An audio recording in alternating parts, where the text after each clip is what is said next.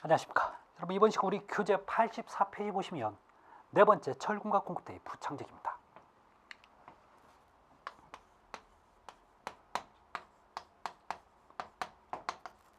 이 철근과 콘크리트의 부착력에 관련된 얘기인데요. 어떤 조건들이 있습니다. 자, 우리 교재 볼까요? 자, 철근 콘크리트 부재에 어떤 힘이 작용해도 일처가 되어 뽑히지 않아야 제 역할을 할 수 있다. 그 뽑히는 데 대한 저항력을 부착력이라고 하는 거죠. 그래서 부착력이 좋다는 얘기는 철근이 콘크리트 안에 들어가서 안 빠진다는 얘기예요. 이럴수록 여러분 일처가 돼서 좋아요. 자, 그런데 어떤 경우에 이렇게 부착력이 좋냐라는 내용이 여기 있는 것이죠. 그래서 첫 번째, 자, 여러분 기본적으로 보실래요? 철근이 들어가 있으면 콘크리트가 꽉 잡고 있는 힘, 이 힘을 여러분 콘크리트는 압축력이라고 하는 거죠. 그래서 1번 콘크리트 압축 강도에 필요한다. 자, 이 콘크리트 압축 강도가 클수록 부착력은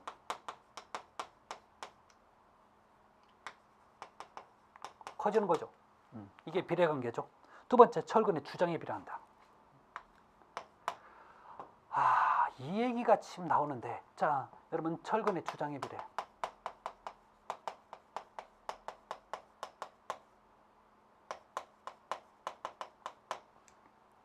잘 들어보세요. 이런 얘기가 나옵니다.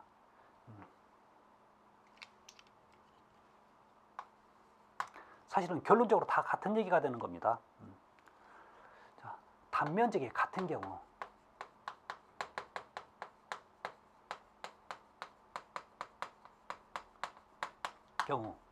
굵은 철근보다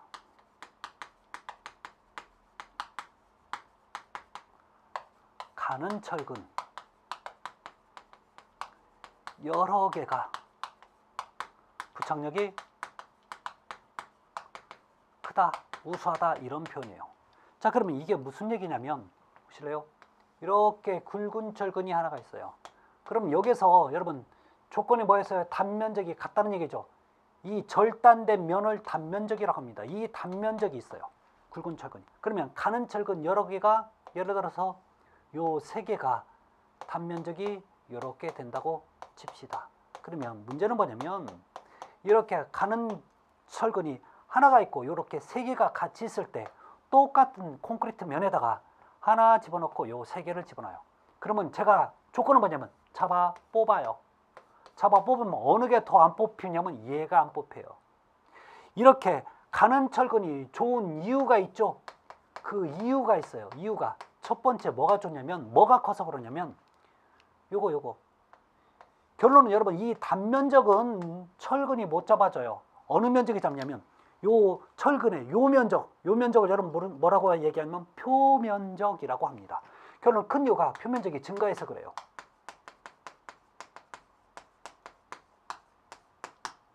두 번째, 표면적 계산하려면 이 표면적을 계산하려면 요 철근의 한 바퀴 둘레의 길이를 뭐라고 얘기하면 주장이라고 합니다. 주장에다가 길이를 곱해줘요. 이러면 요 한 바퀴 둘레 전체 면적이 나오는 거죠. 자, 그래서 여러분 결론적으로 주장이 증가해서 그래요. 지금 이 얘기가 이 얘기예요. 결론 이 얘기부터 얘기를 하면 자연스럽게 나오는 겁니다. 아셨죠? 그래서 굵은 철근이 좋냐, 가는 철근 여러 개 좋냐 하면 무조건 가는 철근 여러 개가 좋다고 얘기해야 돼요. 그런데요, 만약에 표면적을 증가해야 되는데 여러분 단면적을 증가시킨다 또는 자 주장을 증가시켜야 되는데 지름을 증가시킨다 이런 표현 나오면 여러분 다 이건 틀린 거야. 얘들은 틀린 거예요. 아셨죠? 이렇게 나와야 맞는 얘기가 됩니다. 그래서 자 그런 얘기가 나오고 세 번째 원형 철근보다 이형 철근이 더 크다. 원형 철근이 있고 자 이형 철근이 있어요. 결론 이형 철근일수록 부착력이 더 큰 거죠. 결론 이형 철근을 만든 목적이 안 빠지게 하기 위해서 만드는 거였죠. 그 얘기였습니다. 자, 다음에 원형 철근의 발단부로 반드시 후크를 둬야 되는 거죠. 그래서 원형 철근은 너 안 빠지게 하려면 후크, 여러분 후크가 뭐예요? 갈고리죠. 갈고리. 그래서 우산 손잡이라고 보시면 돼요. 철근이 이렇게 있으면 안 빠지게 하려면 어떻게 해요? 이렇게 갈고리를 만들어야 되는 거죠. 이 부분을 여러분 지금 후크 갈고리라고 얘기하는 거죠. 자, 근데 5번에 보면 이런 얘기 나옵니다. 이형철근인데 후크를 생략할 수 있으나 다음 같은 위치는 후크를 둔다. 즉 갈고리를 둬야 되는 위치도 있어요. 그래서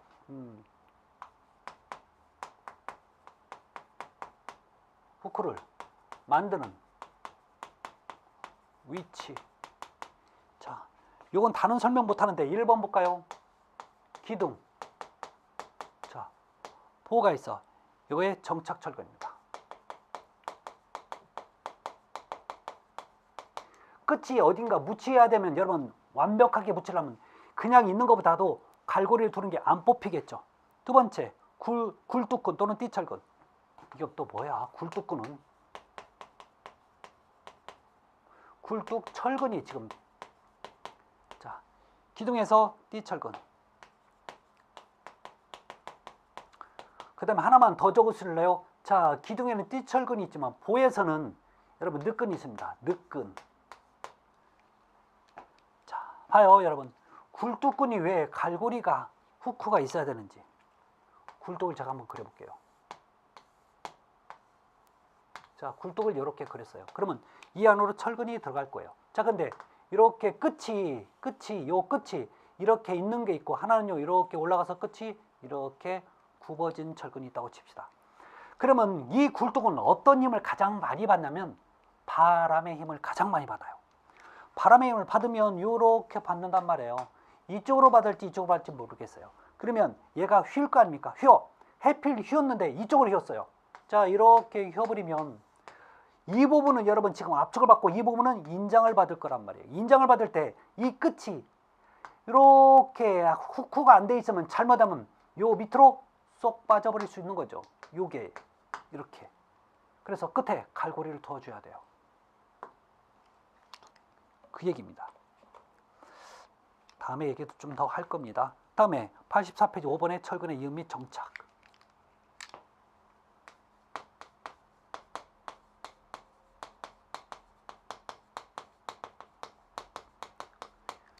철근은 여러분 익을 수밖에 없어요. 기본적으로 회사에서 여러분 만들어 오는 스탠다드의 철근이 여러분 몇 메타짜리면 8m예요. 그러면 건물은 8m를 분명히 넘을 수밖에 없습니다. 그러면 이 철근과 철근은 어때요? 이어서 써야 되는 거죠. 그렇게 될 수밖에 없습니다. 그래서 자 1번 철근의 이음인데 자 먼저 이음에 대해서 나옵니다. 1번 철근의 이음에서 철근 백은도에 백은도라고 하는 건 철근이 이렇게 자 이렇게 표시된 배치된 그 도면을 백은도라고 얘기합니다. 표시되어 있지 않는 곳에 철근의 이음을 둘 경우에는 그 이음의 위치와 방법은 구조 설계 기준에 따라 정한다. 두 번째 D35를 초과하는 철근은 겹친 이음할 수 없다. 자, 두 번째 중요한 얘기입니다. D35를 초과합니다. 초과하는 철근은 겹친 이음 금지예요.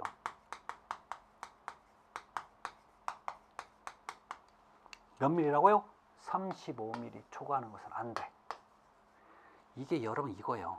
여러분 겹친 이음이라고 하는 것은 보실래요? 철근이 이렇게 가고 자, 또 철근이 이렇게 가서 이 부분에서 지금 겹치는 거죠.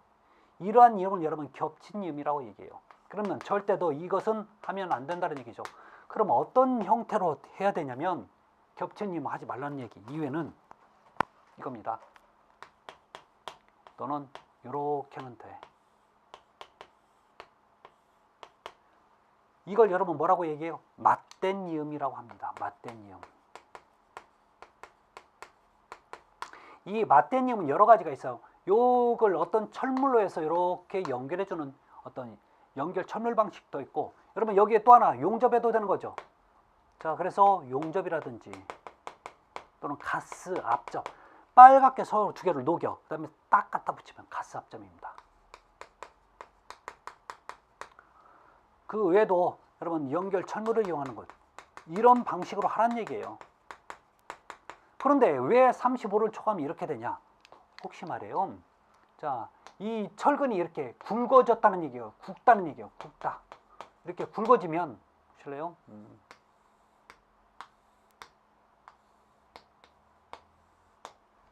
이렇게 이음 부위에서 봐요. 여기는 이음 부위가 없는 부분은 이렇게 공간이 크지만 이음 부위가 있는 공간은 이렇게 작아집니다. 문제는 이 사이로 뭐가 지나가야 되면 자갈이 왔다 갔다 움직여줘야 돼요. 만약에 이 공간에서 자갈이 안 들어가면 콘크리트 완성이 안 되는 거예요. 그만큼 강도가 작아져요. 따라서 이렇게 철근이 굵을 때는 이 부분에서 자갈이 못 들어가니까 그걸 방지하기 위해서 또 이런 형태로 해줘야 돼 라는 뜻을 가지고 있어요. 자, 그렇게 보시면 되고, 여러분 85페이지 네 번째가 나옵니다. 85페이지 네 번째 한번 볼게요.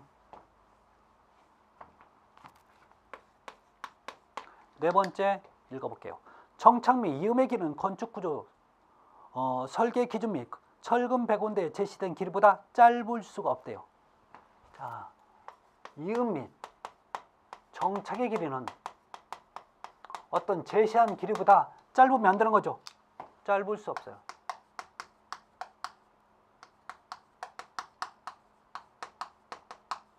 결론은 길어야 하는 거죠.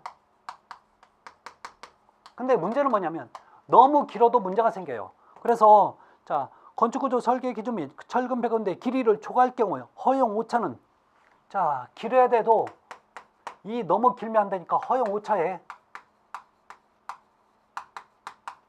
10% 이내가 되어야 된다는 얘기가 나오죠.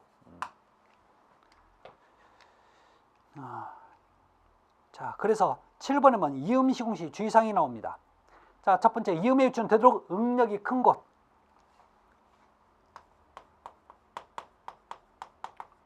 위치는 첫 번째, 응력이 큰 곳. 자, 큰 곳은 피해야 하는 거죠. 피하고 엇갈리게 한다. 피하고.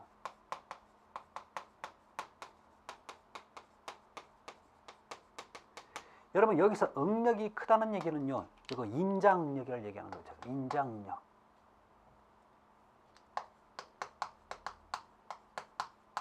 인장응력이 크다는 얘기는 여러분 지금 잡아당기는 그 힘이 큰 곳에서 여기서 이어주면 나중에 그 부분이 빠질 수도 있다는 얘기죠. 그래서 자, 인장력이 큰 곳은 피하고, 그러면 어디에 하라고요? 압축력이 생기는 곳에 해야죠. 압축력.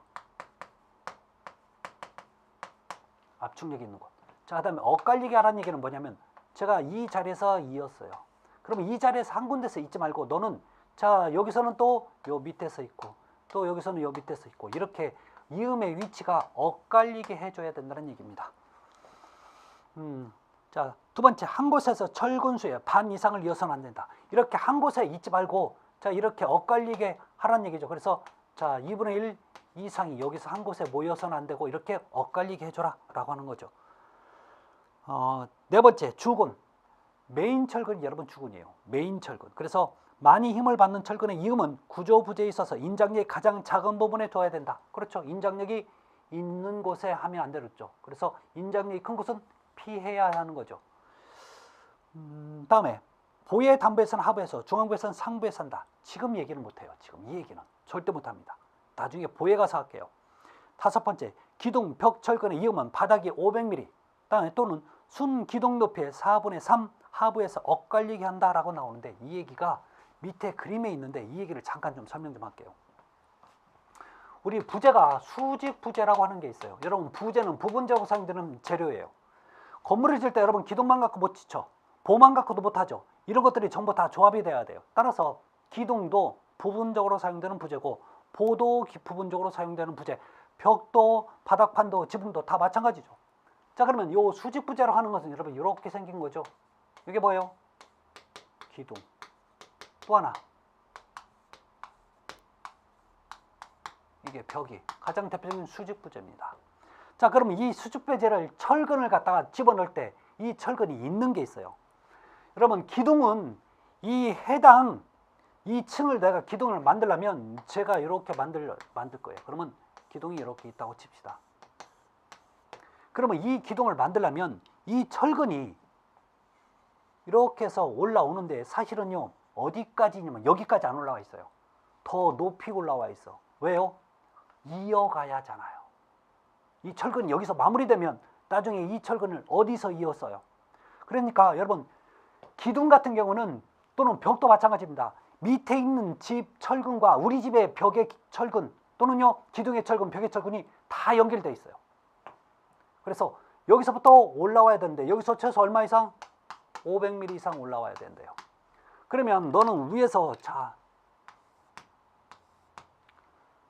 하는데 문제는 뭐냐면 너 바닥에서는 최소 500mm 이상 하는데 위에서도 한계가 있을 거 아니냐. 요 이상이니까 여기보다는 더 높이 올라와야 되는 거예요. 그러면 순 기둥이라고 하는 것은 여러분 눈에 보이는 기둥이에요. 그러니까 위에 집 슬라브 밴과 밑에 우리 집의 슬라브 밴 내가 보이는 요 기둥을 높이를 여러분 순 기둥이라고 얘기합니다. 이걸 몇 등분해요? 4등분 하는 거죠. 4등분해서 4분의 3 이하에서 해야 돼요. 그러면 기본적으로 철근이 있는 부분은 여기서부터 여기가 되는 거죠. 왜 근데 높이셔는 안 돼요? 왜 너무 낮게 있으면 안 돼요? 철근은 여러분 굉장히 무거운 재료예요. 그러다 보니까 높은 데서 하고 있으면 얼마나 힘들어요. 그렇죠? 너무 낮게 있으면 허리에 무리가 가니까. 그래서 우리가 가장 일하기 쉬운 높이를 이 정도로 보는 거죠. 이 얘기가 지금 바로 5번째 있죠. 봐요. 기둥 벽 철근의 이음은 바닥이 500mm 이상입니다. 순 기둥 높이의 4분의 3 하부에서 엇갈리게 하라고 나와 있습니다. 자, 6번째. 갈고리의 길이는요. 자, 이음 길이에 포함시키지 않는다. 혹시 이런 얘기예요. 지금 6번이 갈고리의 길이는 이음 길이에 포함하지 않아요.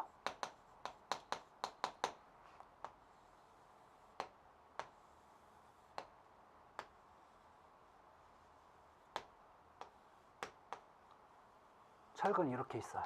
그러면 이 갈고리는요 철근의 이음길이 포함하지 않는데 어떻게 하냐면 여기를 원을 중심으로 잡고 여기를 원을 중심으로 잡아요. 자, 그래서 여기서부터 여기가 겹침 길이가 돼요.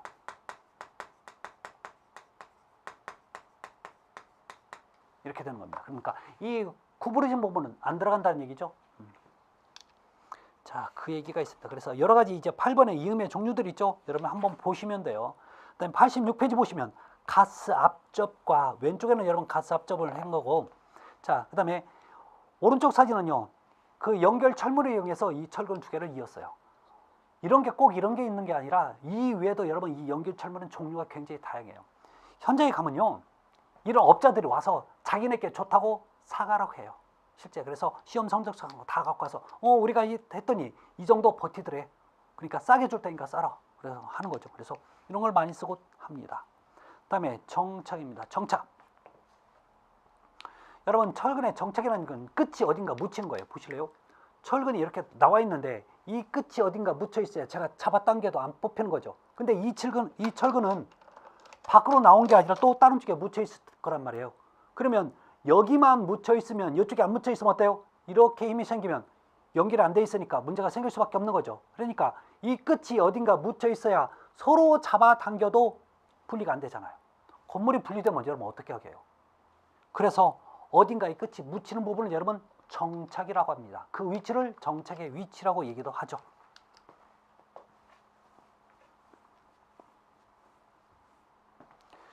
그래서 우리 교재 87페이지 볼까요? 페이지 87페이지입니다. 7페이지 보시면 네 번째 철근의 정착의 위치입니다.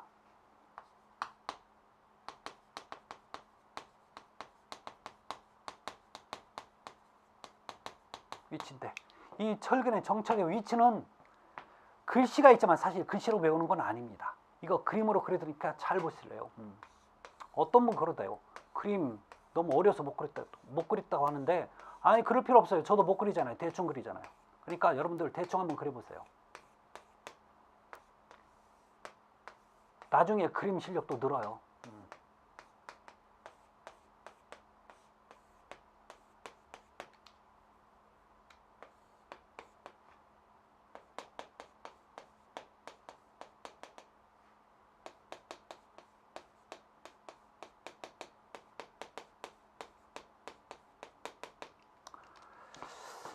자, 나중에 여러분 이렇게 연결해지는 보가 지나갑니다. 이런 보를 지중부라고 하죠. 각각 명칭 좀 볼까요, 여러분? 여기 요게 뭐예요? 여러분 바닥판이죠. 슬라브예요. 얘가 기초 또는 기초판이라고 해도 되는 거죠. 여기 지중보예요. 땅 속에 있는 보라고 해서 지중보. 이게 여러분 기둥이 돼요. 그 다음에 요것들이 뭐냐면 보예요. 자, 이거 큰 보라고 얘기합니다. 그러면 얘는요, 작은 보라고 하면 안 돼요. 얘도 큰 보예요. 그러면 큰 보의 개념은 뭐냐면 기둥과 기둥 사이에 걸쳐져 있으면 무조건 큰 보. 크다고 큰 보고 작다고 작은 보 아닙니다. 그러면 얘도 기둥과 기둥 사이에 있고 얘도 기둥과 기둥 사이에 다 있으니까 요것들은 다 큰 보예요. 그러면 작은 보도 있는데 작은 보는 이렇게 걸쳐져 가. 그러면 작은 보는 밑에 기둥이 있어요? 없어? 없어. 그래서 실제 그렇습니다. 이런 보를 여러분 작은 보라고 얘기해요. 그럼 우리 교재에 있는 내용대로 보도록 할게요. 자, 1번입니다. 1번. 자, 기둥의 주거는 기초에 정착한다. 기둥의 주거는 여러분 어디에 정착한다고요? 기초에 정착을 합니다. 왜? 철근이 이건 기둥이에요. 여기서 기둥이 이렇게 와갖고 이렇게 가는데 얘는요 위로 올라와야 되는 거죠. 얼마만큼? 최소 500mm 이상 올라오라면서요. 최소 500mm. 그러면 여러분 얘가 이렇게 안 묻혀 있으면 나중에 잘못하면 뽑힐 수도 있는 거죠. 그러니까 결론적으로 묻혀 있는 곳은 여기밖에 없어요. 이게 꼭대기층 올라갈 때까지 계속 일해야 돼요. 그래서 기둥은 기초에 정착합니다. 다음에 두 번째, 큰 보의 주거는, 자, 두 번째요. 보는 큰 보가 있고 작은 보가 있어요. 그러면 큰 보가 봐요. 이렇게 철근이 이렇게 와서 어디에요? 이렇게 묻히는 거죠. 이렇게 묻혀. 여기도 마찬가지예요. 이렇게 묻힐 수밖에 없는 거죠. 그래서 큰 보는 어디에 묻혀요? 기둥에 정착을 합니다. 그러면 작은 보는 묻힐 때가 여러분 지금 뭐 어디밖에 없어요? 큰 보밖에 없네. 그래서 큰 보가 되는 거죠. 자, 세 번째, 직교하는 단부 보 밑에 기둥이 없을 때는 상호 정착한다. 직각으로 교차한다는 표현을 직교라고 합니다. 자, 그러면 봐요. 밑에가 기둥이 없대. 그러면 요 보와 보 사이가 있는 거죠. 자, 요게 여러분 이런 개념이에요.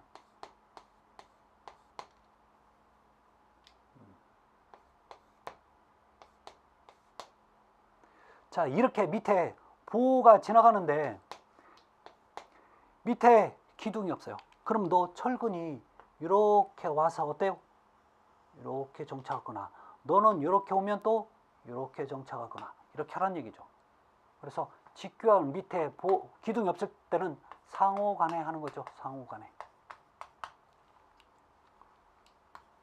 네 번째, 벽철근은 벽철근입니다. 여러분 지금 이 부분을 제가 벽을 만들 거예요. 그러면 철근이 100원이 돼야 되는 거죠. 그러면 벽을 만들려면 이렇게 철근이 이렇게 세로 철근도 가야 되고요. 그 다음에 이렇게 가로 철근도 가야 돼요. 그러면 잠깐 보실래요? 이렇게 벽체 철근은 위는 어디에 묻히고 아래에는 어디에 묻히고 옆에서는 어디에 묻히는지 그것만 정리를 하시면 돼요. 자, 갑니다. 여러분 위로 갔어요. 위로 가니까 지금 철근이 어디에 있어요? 보네. 이게 여러분 요 밑으로, 즉 작은 볼을 기준해서 요 밑으로 벽을 만들 수도 있어요. 그렇기 때문에 여기는 큰 보, 작은 보 하지 마세요. 그냥 큰 보일 수도 있고 작은 보일 수도 있어요. 그래서 그냥 보라고 할게요. 자, 그럼 밑으로 갑니다. 그러면 어디에 묻혀요? 여기는 기초판이에요. 아니, 기초 지중보입니다. 그런데 여기는 지금 뭐예요? 이게 바닥판이죠. 벽을 만들려면 이 바닥판, 밑에는 바닥판하고 연결되어 있다고요. 그래서 이거는 여러분 바닥판 슬라브예요. 자, 옆으로 가니까 어디에 묻혀요? 어디에 묻혔어요? 기둥에 묻히는 거죠. 그래서 우리가 원하는 보, 바닥판, 기둥 맞나요?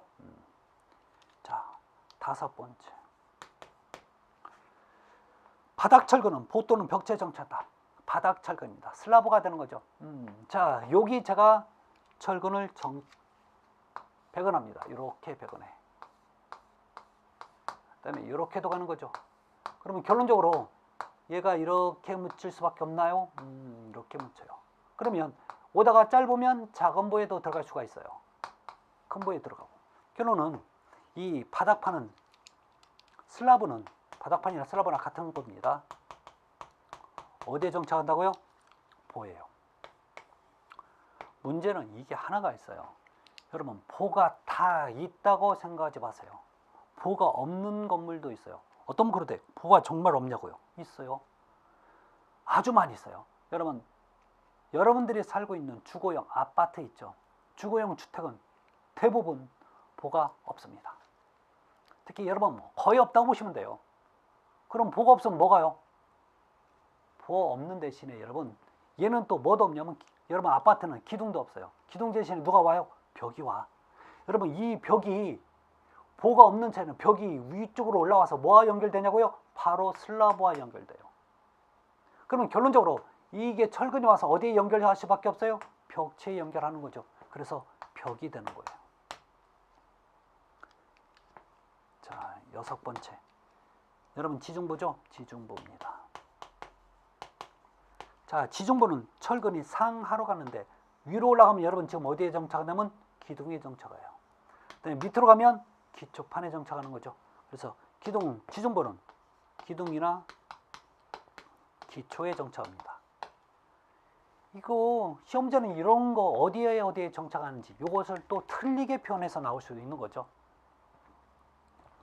그래서 어떤 분은 이거 외우는 방식대로 외우시더라고요. 근데 그러실 필요 없어요. 이것은 굳이 안 외우셔도 됩니다. 근데 문제는 외우실 수 있으면 외우시는 것도 하나의 방법일 수 있습니다. 그런데 오래 못 가는 거죠. 결론적으로 여러분 나중에 되면 긴장이 되면요. 여러분들 암기된 게 안 나올 수도 있어요. 그렇지만 이것은 우리 구조를 갖다가 그림으로 그렸기 때문에 재수가 좋으면요. 여러분들이 이 학교에 가면 기둥이라든지 이게 다 보일 수 있어요. 거기에 적용이 가능합니다. 아셨죠? 네. 자, 그래서 그렇게 보시면 되고요. 자, 이제 6번째 철근의 피복입니다.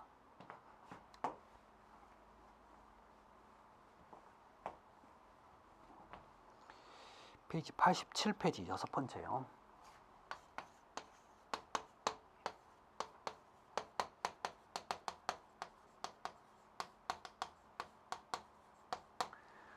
여러분 여기서 철근의 피복이라는 뜻인데 이거 피복이 뭐예요? 우리 옷을 얘기하는 거죠. 그렇지 않나요? 근데 문제는 철근의 옷이 여기서 피복이라는 건 뭐냐면 여러분 지금 콘크리트를 얘기하는 거예요. 자, 우리 교재 얘기 좀 잠깐 좀 할게요. 페이지 88페이지 보면 철근의 피복에서 그림이 나옵니다.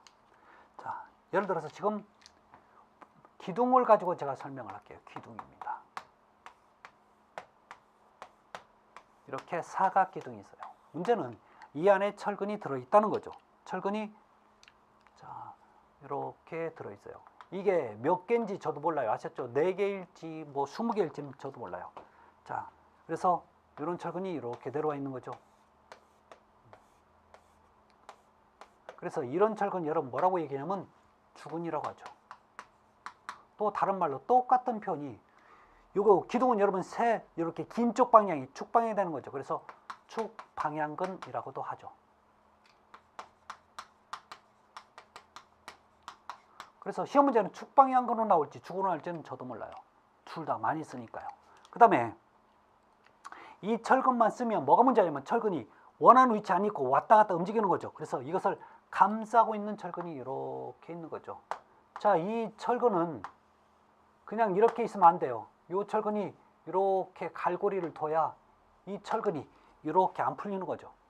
그래서 여러분 이 철근의 이름이 띠근, 다른 말로 대근, 영문으로 후프근이라고 표현하죠. 후프 들어보셨죠? 여러분 훌라후프 들어보셨나요? 이겁니다. 자, 그래서 이 기둥에서는 이 철근들이 가장 기본적인 거예요. 그래서 이 철근들은 이렇게 계속 이렇게 일정한 간격으로 묶어져 있어요. 그럼 문제는 뭐냐면 이 철근의 피복이라는 얘기를 나오면 결론은 이 철근은 누구한테 감싸고 있어요? 콘크리트에 감싸고 있죠. 이때 철근의 피복 두께의 정의를 좀 내려줘야 돼요. 피복 두께의 정의. 자, 우리 피복 두께의 정의 88페이지 맨 위에 있죠. 자, 읽어볼게요. 철근의 표면과 이것을 감싸는 콘크리트의 표면까지의 최단 거리. 다시 갈게요.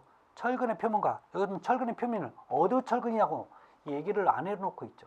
근데 여기는 문제는 뭐냐면, 늦거는 여러분 불에 녹는 게 좋아요? 아니면 안 녹는 게 좋아요? 안 녹는 게 좋죠. 녹 쓰는 게 좋아요? 안 쓰는 게 좋아요? 안 쓰는. 그다음에 죽은 불이나 또는 녹이 있으면 안 되는 거죠. 그렇잖아요.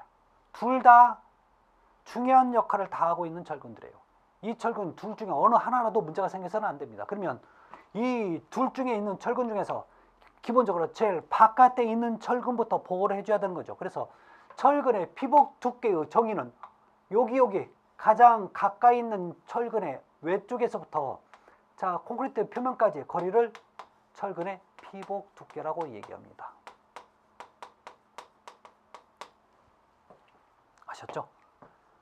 자, 그러면 이제 말로 할까요? 기둥에서의 철근의 피복 두께는 콘크리트 바깥쪽에서부터 어느 철근, 띠근이나 또는 대근의 외측 표면까지의 거리라고 얘기를 해주면 정확한 답이 됩니다. 그래서 여러분 두 번째 보면 철근의 피복, 목적이 나와 있죠. 자, 결론은 이게 바깥으로 나와버리면 철근이 녹이 쓴다는 거죠. 그래서 내구성을 녹이 쓰면 오래 못 쓰니까 내구성을 크게 하는 거죠. 여러분 내구성이라는 얘기 무슨 뜻이에요? 오래 가겠다는 뜻입니다. 두 번째 내화성. 철은 불에 타요 안 타요? 탑니다. 불에 녹아요. 여러분 타는 개념이 자 불에 의해서 그을려서 까맣게 되는 게 타는 거 아니에요. 철은 기본적으로 열에 의해서 녹아버리는 거죠. 이게 타는 거예요.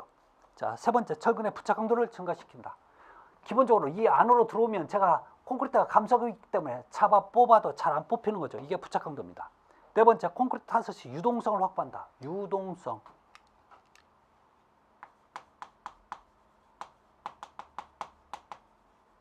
확보. 여러분 모르타르와 콘크리트의 차이점은 모르타르는 시멘트와 모래를 섞는 거고 자 콘크리트는 시멘트, 모래, 뭘 섞어요? 자갈을 섞는 거죠. 결론 자갈이 차이점이 있어요. 그러면 자갈은 하는 역할이 뭐냐면 얘가 더 강도를 더 크게 해줘요. 즉 둘 중에 얘가 더 강도가 크잖아요. 결론 자갈이 하는 역할이 크니까 잘 안 깨진단 말이에요. 그러니까 콘크리트를 만들어 그러니까 뭘 만들어도 이 자갈이 들어가면 그만큼 더 단단해지는 역할을 하고 있는 거죠. 문제는 얘가 이 사이로 들어가야 되는데 이 사이가 좁아버리면 뭐만 들어가요? 모르타르만 들어가요. 이러면 콘크리트가 아니라 모르타르 기둥이 만들어집니다. 이러면 위에서 눌러주는 압축은 콘크리트가 감당을 해야 되는데 문제가 생기는 거죠. 그래서 이 공간을 자갈이 들어갈 수 있게 확보를 해준다라는 뜻이 여러분 유동성의 확보입니다. 결론은 자갈 때문에 그러는 거죠. 자, 다음에 나오는 게 5번에 부재 내부 응력에 대한 균열을 방지한다. 결론은 어떤 힘에 대해서 균열이 갈 수 있어요. 그 균열을 막아주는 거죠. 두께가. 그 얘기입니다. 그래서 우리 세 번째 최소 피복 두께의 규정이 나와요. 이게 여러분 시설 개론이 어려워지는 이유가 뭐냐면 자꾸 이런 표에서 나오는 겁니다. 표에서 나오면 여러분 정말 어려워집니다. 그러면 우리 88페이지에 자, 최소 피복 두께의 규정.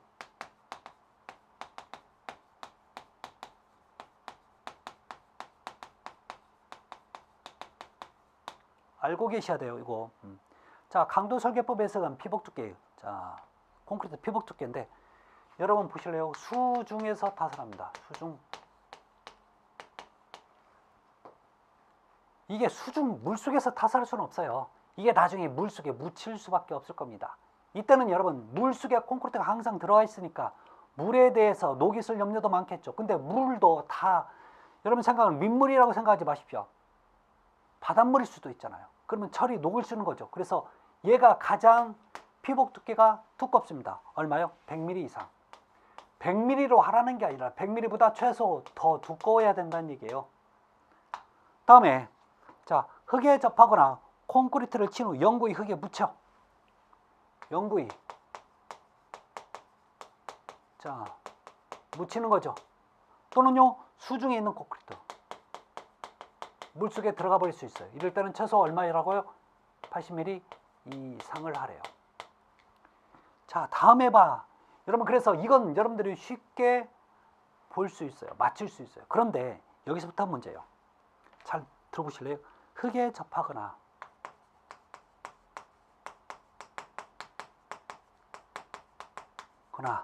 자, 5개 공기에 직접 노출.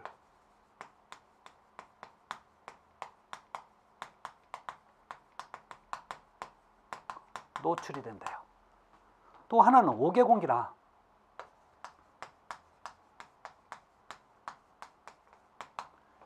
흙에 직접 접하지 않는 콘크리트.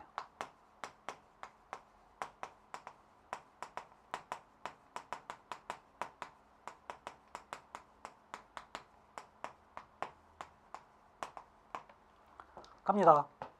여러분, 지금 흙에 접하거나 5개 공기에 직접 노출된다는 얘기는요, 비나 눈을 맞을 우려가 있고, 5개 공기를 흙에 직접 접하지 않는다는 얘기는 비나 눈을 맞지 않는다는 얘기죠.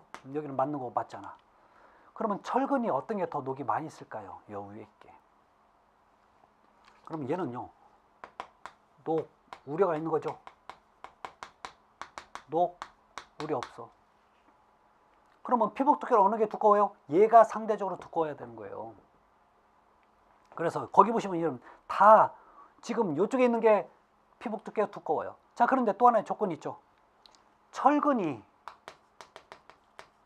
크기가 클수록 피복 두께는 커져요. 그럴 수밖에 없는 거예요, 여러분.